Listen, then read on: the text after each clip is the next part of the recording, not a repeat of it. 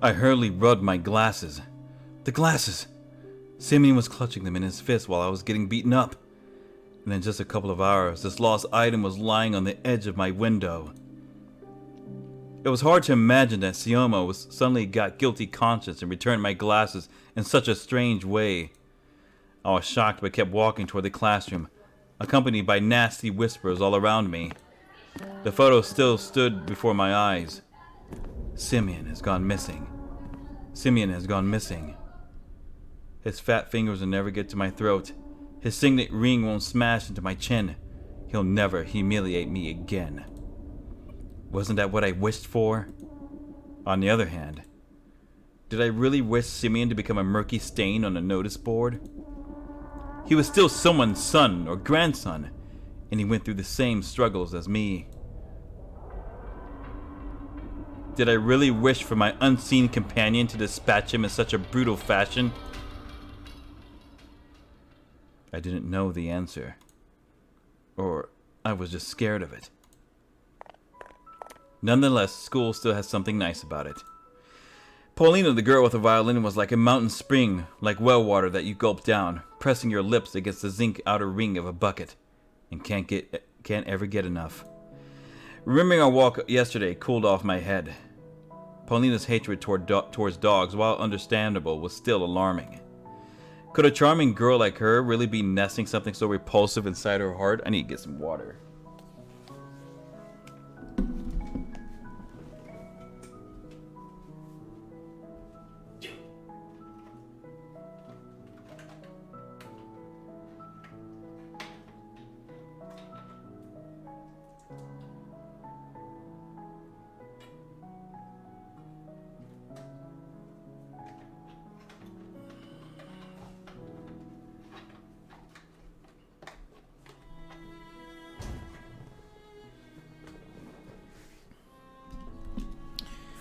Alright, I'm back. I immediately remembered my dad's shady past that recently resurfaced. A person I idolized was the reason for us moving to this bleak countryside. At least he was, according to Mom's screams that were coming from the other side of the wall. Still, Polina tried to defend me from a delinquent gang, even if she failed at it. She was pleading for Ramka to leave me alone and gather my belongings that were strewn around the forest while fighting tears. And then those bastards tried to drag her away. She resisted with all the might she had in her fragile body. In the end, she was the one to find my house, lost among the taiga, and told my dad that I lied there alone in the dark, abandoned in the middle of the forest after the beating. Maybe I'm being too harsh on her. What if I make her one of the characters in the story I'll draw? The protagonist will save her from terrifying monsters. As soon as I thought of monsters, a bunch of my classmates slid down the rails, smirking like the xenomorphs from the Alien.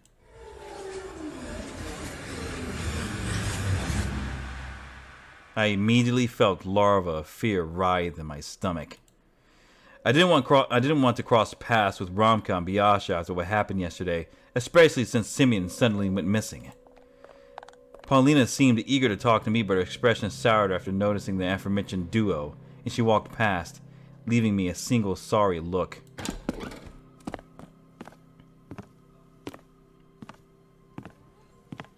I entered the classroom and went toward the last row. All the chatter suddenly died down, so I walked there in complete silence. It felt like my classmates pushed and poked me with their stares. They carefully observed my every move.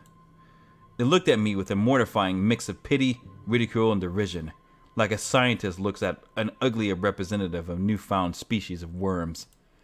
I stared at the desk with a huge pile of library textbooks on top, my fist clenched. It felt like I was the one who disappeared in that snowy forest, and my desk was finally used for something worthwhile. Simeon's empty chair stood in front of me. The chair that once belonged to Vova gathered dust somewhere in another classroom.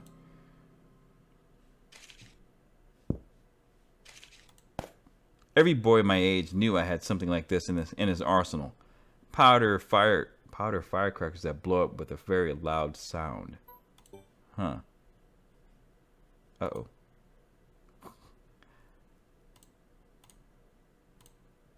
Okay, there we go. We're good. Is there anything else I need to look at? Now let's go. After a moment of hesitation, I sat down at Babadoon's desk, the place where I was supposed to be assigned by Lilia Pavlovna at first. The chatter resumed, as if someone just unpaused the movie. Бабушка Бабурина такой кипиш устроила, когда он домой не явился. Сначала в школу прибежала, потом ментов вызвала. Да-да-да.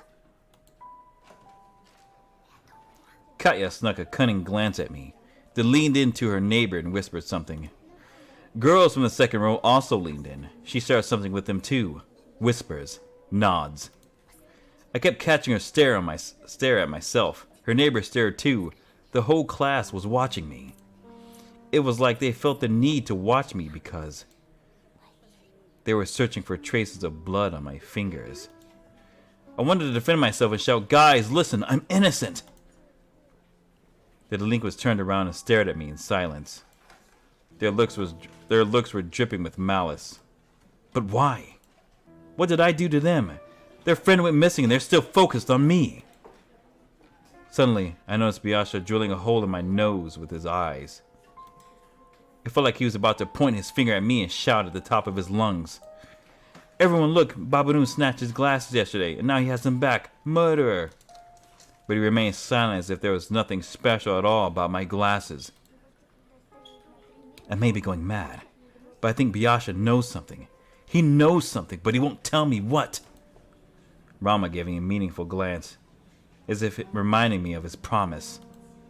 My aching temple reminded me of it. I needed to stay away from Polina. As if looking for protection, I clutched the ruler until my hand hurt. Не надо быть Коломбо, чтобы догадаться. Кто на Бабурина зуб имел? Кто его вчера ударил? Поиздевался, а после... The metal ruler fell out my weak fingers. It hit the floor with a jingle and that made the other kids shudder. Katya bit her tongue and squirmed nervously. Chairs scraped against the floor. My classmates moved away from me, closer to the exit, toward the teacher's desk. I was not the only one to catch wind of that change. Ramka and Biasha looked around and winced in contempt. Too bad they weren't afraid of me like everybody else. Да прикуси ты! Бабурин, небось, с бабкой посрался и сдымился. Скоро найдется. Найдется, ага. Во враге, со вспоротым брюхом. I gulped. I imagined Siomo on a snowy blanket, his face, white like a fish belly, split down the middle by a crevice of his mouth, snowflakes falling on his glassy eyes and filling up his throat. "See," I could almost hear his condescending tone, "it's all your fault."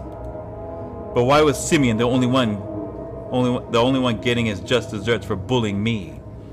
Weren't all of them supposed to disappear? Ramka, Biasha, Katya, along with every laughing onlooker? Of course, Simeon did me a favor by disappearing. Thanks to him, my classmates now stared at me in awe. That was only one side of the coin. What if I have to repay that favor soon? The door creaked. Polina entered the classroom. I stood up in a hurry so she wouldn't see me looking like a scared critter. Polina found me with her eyes, gave me a short nod, and went to her seat. Katya rushed to her neighbors again like a lab rat that saw a treat and started whispering, switching her gaze between me and Polina. Messages on pieces of paper started jumping around the classroom. The ringer's trill announced the start of the class. Так, заканчиваем бардак. Дети, встаньте. Петров, тебя это тоже касается. Lilia Pavlovna went to her desk, followed by a policeman in a uniform. It was a man that visited us just recently, tall, and his stare was so sharp you could get a cut on it. Здрасте. Здравствуйте! Садитесь. Познакомьтесь, это старший лейтенант Константин Владимирович Тихонов. Он задаст вам несколько вопросов и проведет небольшую лекцию по безопасности. Лучше лекция от милиционера, чем урок. He stared right at me. The class livened up. Talking to a policeman was way better than studying. I, on the other hand, was ready to sit through hundreds of hours of Russian literature just to escape the lieutenant's oppressive stare. His brown eyes felt around the classroom, looking for me. Hair stood on the back of my neck and an icicle had lodged in my gut. А правда, что Бабурина маньяк убил? Fuck you looking at? Екатерина, ну-ка цыц. Вопросы здесь взрослые задают. Просто нам всем страшно. Может, убийца бродит где-то рядом? Или сидит у нас за спиной? Her sly stare was directed at me. You little Tikhonov stepped in between the rows of desks and started walking at an excruciatingly slow pace, brushing his fingers against the chairs he passed by. Some of the students almost broke their necks following his movements. That's how a crowd of commoners would gleefully anticipate a public execution in the Middle Ages. And he just walked, getting closer and closer to me. I gritted my teeth to stop myself from screaming. Calm down. Breathe. You didn't kill or kidnap anyone. He already knew the answer to his question, but the policeman still asked in a stern voice. Петров Антон? Да. Встань, Петров. My muscles turned to stone. I got up, unglued myself from the chair. I felt like I could hear all my joints creak in the process. I only wished that Polina wouldn't turn around and see the grimace of horror on my face. If only I could be somewhere far away in the forest, digging myself into a snow pile, rolling up into a ball there. The officer stared at me as if he was about to lock a pair of handcuffs on my wrist. I wonder how cold those bracelets are to the touch. I imagined myself getting jailed and put into a juvenile detention center where tens of simians would constantly harass me. Я ничего не знаю. Я тут ни при чем. А тебя никто и не обвиняет. Пока что. Only then I noticed the file that said case number 131 blah blah blah in his hand. It had a gray cover, made from rough carton. It flopped onto the desk like a guillotine blade that slid down on someone's neck. With a measured motion, Tikhonov opened the file, still studying me with his gaze. I caught a glimpse of documents and photos. They showed prints on the snow. They looked like animal prints. Ты с Семеном Бабуриным общался? Я знал его всего один день. Все знают, Петров его ненавидел. I turned red. You ugly bitch! I wanted to sink my teeth into Kaya's face and chew out her cheek. Instead, I replied with the calmest voice I could muster. Мы повздорили вчера. Но он первый начал. Я его ударил. Сильно? Да нет, так. I waved my hand indecisively. Tikhonov looked at my fist as if he was surprised that I managed to hit the big kid from the photo. Surprisingly, Lilia Pavlovna came to my rescue. Бабурин проблемный подросток. С шилом кое-где. Сам ко всем лез.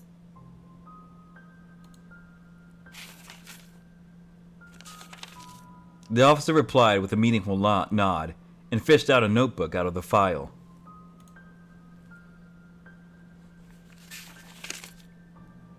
Это твое? I averted my gaze. It was a math notebook with my name on it. My classmates devoured me greedily with their eyes. It felt like even the writers on the portrait squinted at me in suspicion. Мое. В лесу нашли. Там же тракторист, что снег убирал в последний раз, видел Бабурина. I started blinking in bewilderment. Romkov ransacked my school bag. This notebook probably just got lost somewhere in the bushes. The lieutenant knew about the school brawl, but was he aware of the fight in the forest clearing? I had witnesses that could testify to Simeon and I walking in different directions after that. I looked toward the boys, hopeful. Romko, who sat behind Tikhonov, put a finger to his lips. And when the officer quickly turned around, he pretended to pick on his nose. I deciphered a signal. Boys like Romko would probably say something like snitches get stitches in situations like this. I frantically fixed my glasses. Wait, Seaman took them away yesterday, but now they're... Так что ты делал вчера в лесу, Антон? Get my ass beat. I'm snitching all you bitches out. Я в школу через лес хожу. Могла выпасть легко. Easily, just like me producing this half-truth. Будь осторожнее. Before I could realize whether it was a genuine piece of advice or a veiled threat, the teacher said, Класс. А сейчас лейтенант расскажет о правилах, которые вам необходимо соблюдать. Так маньяк все-таки есть. Пока мы ничего вам сказать не можем. You just made it public. You just told a bunch of fucking kids. Но есть преступник или нет, вы должны четко помнить о собственной безопасности. Вас бережет милиция, вас опекают родители и учителя. Но в первую очередь защищать себя должны вы сами. Итак, кто там что хотел узнать? A stockade of arms rose from the desks. The kids shouted over each other, swarming the policeman with questions. In an attempt to calm down that chorus, he moved toward the blackboard. The gray file was left lying in front of me. I stared at it, my breathing so ragged that it might have looked like someone who just ran a 100-meter sprint. Beads of sweat rolled down my back. I looked around the classroom. My classmates were catching the officer's every word. Only Romka was saying something to Biasha. Lilia Pavlona was staring into the window, fighting back yawns. Объявлять комендантский час, причин пока нет. Слишком мало времени прошло с момента исчезновения вашего одноклассника. Мы все уверены, что он найдется живым и здоровым. Nobody paid me any mind, so I slowly opened the file. My fingers started sifting through the documents. Ksenia Telelivia, 6 years old, left her home sometime in December. Identifying features. Okay. My heart almost jumped out from the ribcage. A round-faced girl no older than Olya smiled at me from the photo. The first victim of a serial killer? The first child to disappear in the forest without a trace? I turned another page. Vladimir Matyukin, 10 years old. Vova was the second. His mitten, hanging from the branch, his name called out by desperate adults and repeated by the sneering echo. Lilia Pavlovna coughed, trying to calm down the rowdy students. I yanked my hand away, and the file closed. Поговорим о диких животных. Как известно, в наших лицах водятся волки, медведи, лисы. The officer turned his back to the class and started writing on the blackboard with a piece of chalk, producing nasty screeching sounds. Не, знако. В деревне почти все друг друга знают в лицо, так что чужаков обычно сразу замечают. Увидев незнакомца... The officer started squeaking with a piece of chalk again, and I, after making sure nobody was watching me, opened the file and took out the photos that were hidden at the bottom. They reminded me of snapshots from that strange TV report. Only instead of crosses on a white background, there were crooked Roman trees. Their artery-like roots, stumps, and charred pines cut down by lightning. And snow. Lots of snow. Then, a black building that immediately gave me the chills. Yet it wasn't a crypt. It was a garage. A box made from steel, standing amidst the thicket, judging by the trees all around it. Those black gates were almost sucking me in. My fingers trembled and the photo glided through the air back into the file. Thank God it landed upside down. That steel box was just too unsettling to look at it. There was also a plastic bag at the bottom of the file, the type used to store evidence. I opened it, and inside it was a severed finger. I blinked, and the mirror dissolved. I couldn't see a cut-off body part. There was only a signet ring inside. Stunned by that fleeting hallucination, I almost felt like I was transported back to the forest and heard Simeon's words. Ща, парашник, я тебе этой печаткой так заряжу. The ring was giving off a faint glow on top of my palm. I panicked and squeezed the evidence in my fist as if trying to reassure myself it was real. Ooh. I clanged my teeth back from surprise. pushed myself into the back of my chair, blinking in bewilderment. The officer silently gathered the documents and gave me a stern look. Больно ты любопытный, Петров. I tried my best to squeeze out an apology and return the ring, but I only managed to hold out a clenched fist with the ring inside and started rumbling like Dad's car engine when it was started cold. Как говорится, меньше знаешь, крепче спишь. Вот. He went toward the blackboard without looking back while I was still clenching the stolen piece of evidence, thinking about Simeon, a boy that was already most likely dead. И еще раз. He's still staring at me. Если вы заметите в поселке кого-то подозрительного, неважно, возле школы или на лесной тропинке, сразу сообщайте в милицию. Телефон-то знаете? Спасибо, ребята. Спасибо, Лилия Павловна. И это... Одноклассника вашего мы найдем. Yeah, right. A thought flashed through my mind. Dig through enough ditches and maybe you'll be able to piece them together. Like Legos. My thoughts turned evil for some reason, and I couldn't control them. I tried to switch to the lieutenant's speech about suspicious individuals. What if I saw the killer before? What if I was a hair's breadth away from them? Suspicious people. Huh. How suspicious was a foxhole girl that wandered in the darkness? A weirdo that always appears out of nowhere then dissolves into thin air with her riddles and rhymes. Could she really harm the hulking Simeon? Should I tell the officer about her? What if lives of the kids depend on this?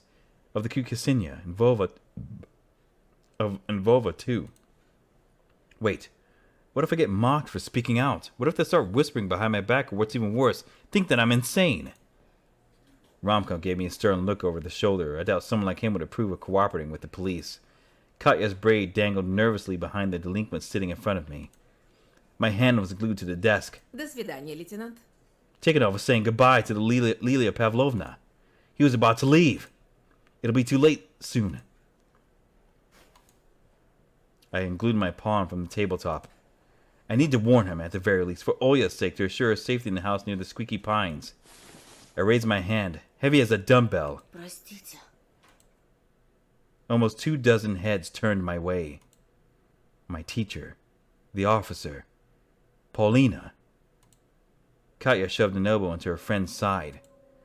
Sleepy Biasha stretched out his neck. Romka frowned inquiringly. Я слушаю. It felt like I was being studied under a microscope.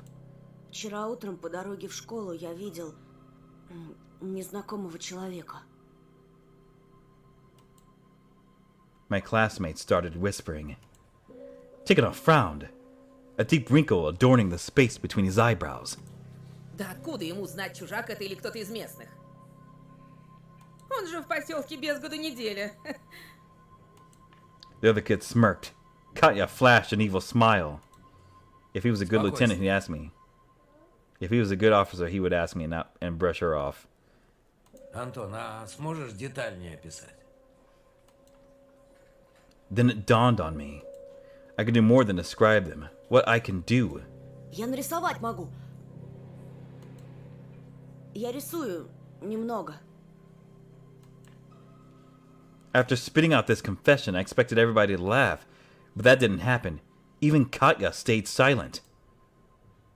Polina tilted her head and studied me with an intrigued look on her face.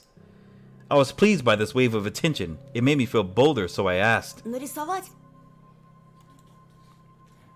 Tikhonov slowly nodded. Лиль Павловна, мы тут проведем следственный эксперимент, а? Пожалуйста, пожалуйста. Shit just got interesting, guys. I took out a pen, flattened it out a sheet of paper. My classmates stared at me in anticipation. Polina smiled, and it was the best reward I could get for my boldness. Ну что, Ван Гог, рисуй. VanGogh. What the fuck? Do not have me do this! No, it's a fucking minigame! No, I was hoping it was... Oh. Alright, what do we do?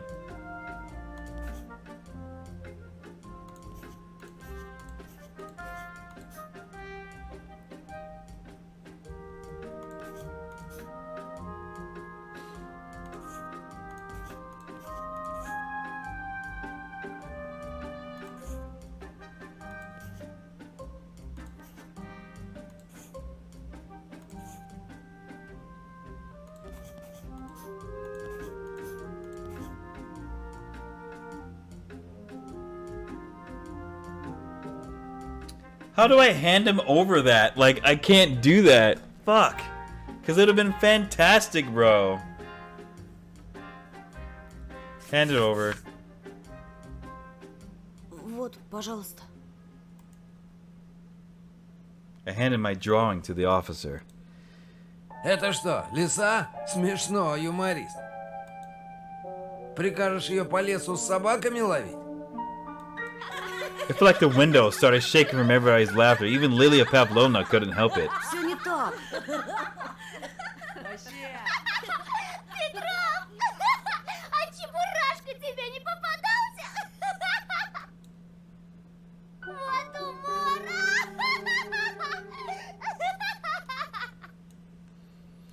I was burning at the stake of shame. Все ясно. Что тут еще скажешь? Taking up Chrome with my drawing in his fist. You should have drew a whole body, bro. What the fuck? Ну, занимайтесь. He left. The bell rang. Придурочный. I didn't move. Just kept staring into space. Lilia Pavlovna passed by without looking my way. Polina left after her. My classmates went silent at the same time as if someone muted the sound on the TV.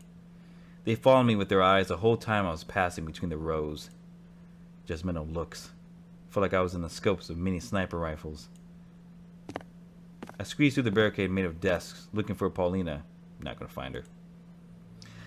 But I stumbled into my new buddies instead. Romka swaggered her up to me. Решил сдать нас ментам? Но я ничего не сказал. Да то подумал на. Romka towered over me, breathing out a faint smell of tobacco. Ты сильно ошибаешься, думая, что без Сёмы у тебя настанут веселые деньки. Можешь не притворяться дурачком, пытаясь удивить Полину своей мазнёй или корчить из себя психа. Мы тебя сосвету живем, понял? До скорого, очкарик. My head tilted forward from his slap. Вот да лохна! I wasn't surprised to find a note stuck to my back during the break. It said, "Kick me." My nightmare clearly wasn't about to end.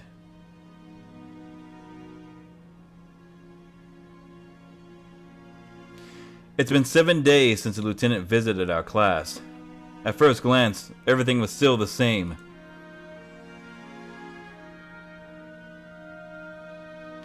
The forest still held out its gnarly claws toward the village, and the wind whipped up white flags weaved from powdery snow every night. When my parents argued in the other room, I would turn up the TV's volume to silence their muffled voices and sit close to Oya. Vova's and Simeon's photos are still 2 black spots on the notice board, and round-faced Sinya hasn't returned home too. But something did change. I could see how different the looks of my classmates were. They met me with a new portion of pokes and insults. Contempt, mockery, and loneliness became my faithful companions. But most importantly, a shadow slid across my desk, leaving behind a mysterious note. I glanced into the space between rows, but the messenger was already nowhere to be found. Who sent me this note? What could this carefully ripped out and neatly folded piece of paper be hiding from me? More threats and humiliation, or... I took the piece of paper and carefully inhaled the wafting aroma. Blackberry. Inside was a message in beautiful handwriting. I'm waiting at a dead end near the dressing room. Come alone. Drunk on that sudden call, I immediately started walking toward over my shoulder from time to time, making sure nobody is following me. Even though I suspected it could be another trap set up by Romka and Biasha at first, this buzzing thought soon left my mind. The two of them didn't have enough combined brain power to fake Paulina's note so carefully. I didn't even notice how I almost broke into a run and jumped around the corner. As soon as I did, I ran into somebody inside that dark nook. Ой!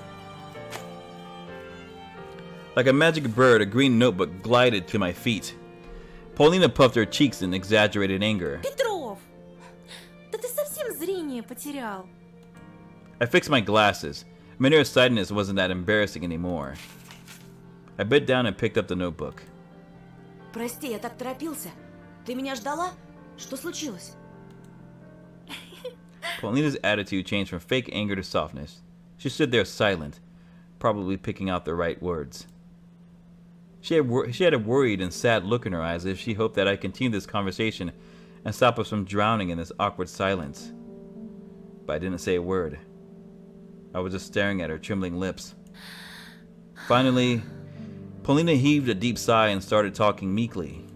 Антон, скажи, ты на меня сильно злишься? I couldn't reply before she continued. Ох, ну конечно сильно. Что за дурацкий вопрос такой? Прости, пожалуйста, я не хотела, чтобы так вышло, честно. Когда Пятифанов, этот изверг, пнул ту собачку, это словно и не я была, понимаешь? She sniffed, and even though it was already quite dark outside, I could notice her ocean-colored eyes sparkle. Да, так нельзя. Нельзя смеяться над тем, как издеваются над животными. Не знаю даже, что ты обо мне подумал. Но я ничего не могу с собой поделать, Антон!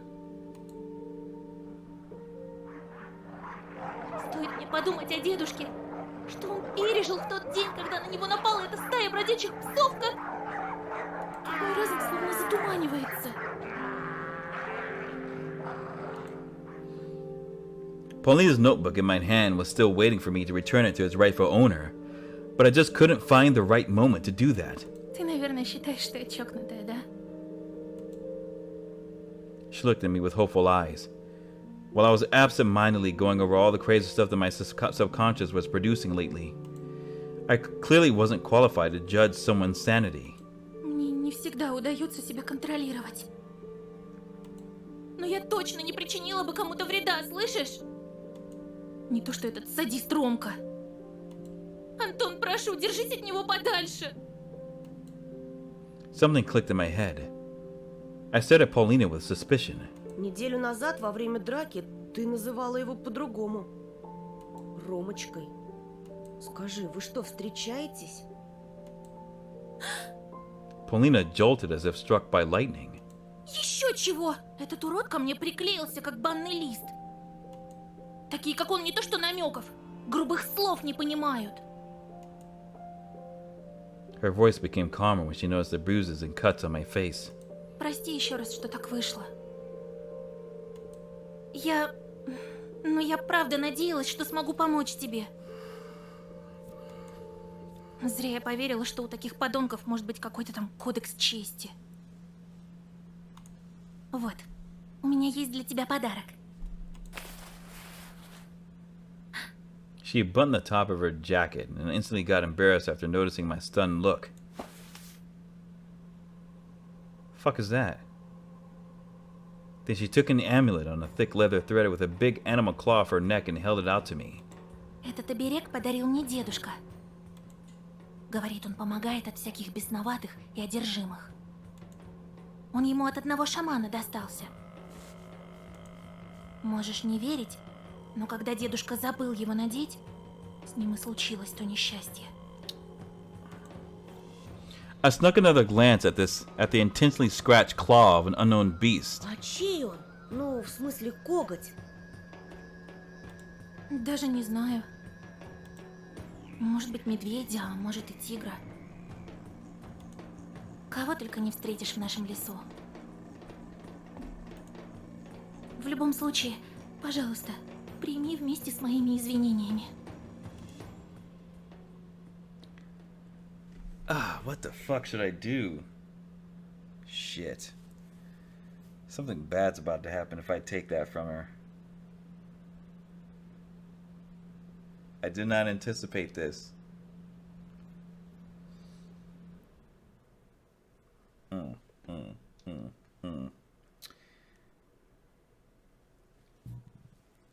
I did not anticipate this at all.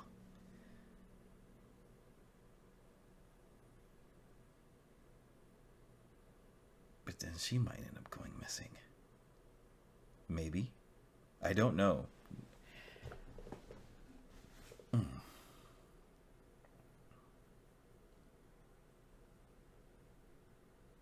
Why would you give me something so important that doesn't make any sense?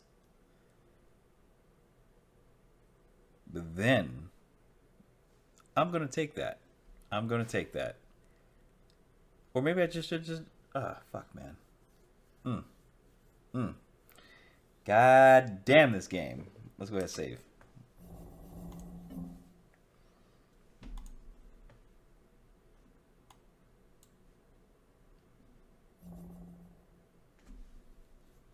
I'm going to think about this.